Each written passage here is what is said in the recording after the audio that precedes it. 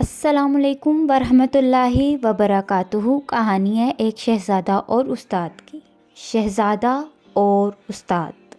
ایک شہزادہ اپنے استاد محترم سے سبق پڑھ رہا تھا۔ استاد محترم نے اسے 2 جملے پڑھائے۔ ایک جملہ جھوٹ مت بولو اور دوسرا غصہ نہ کرو۔ کچھ دیر کے وقفے کے بعد شہزادے کو سبق سنانے کو کہا گیا تو شہزادے نے جواب دیا کہ ابھی سبق یاد نہیں ہو سکا۔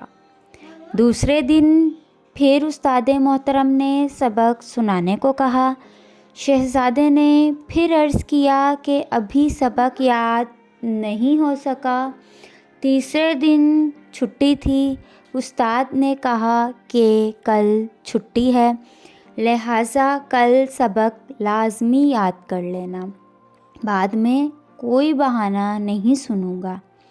چھٹی کے بعد اگلے دن بھی شاگرد خاص سبق سنانے میں ناکام رہا۔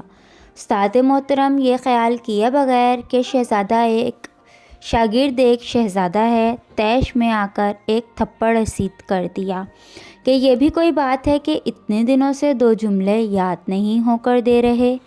تھپڑ کھا کر ایک دفعہ تو شہزادہ گمسم ہو گیا، پھر بولا کہ استاد محترم سبق یاد ہو گیا ہے۔ استاد کو بہت تعجب ہوا کہ پہلے تو سبق یاد نہیں ہو رہا تھا اور تھپڑ کھاتے ہی فوری سبق یاد ہو گیا۔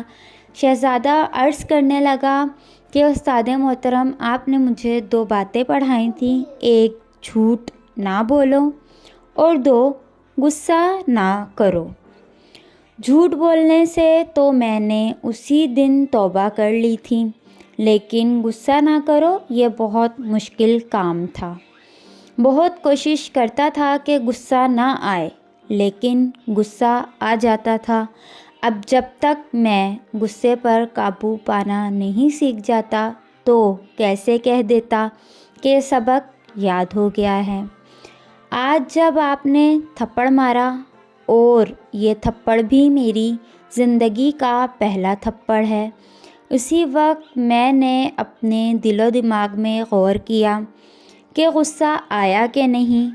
غور کرنے پر مجھے محسوس ہوا کہ غصہ نہیں آیا۔ آج میں آپ کا بتایا ہوا دوسرا سبق کہ غصہ نہ کرو بالکل سیکھ لیا ہے۔ آج اللہ کے فضل سے مجھے مکمل سبق یاد ہو گیا ہے۔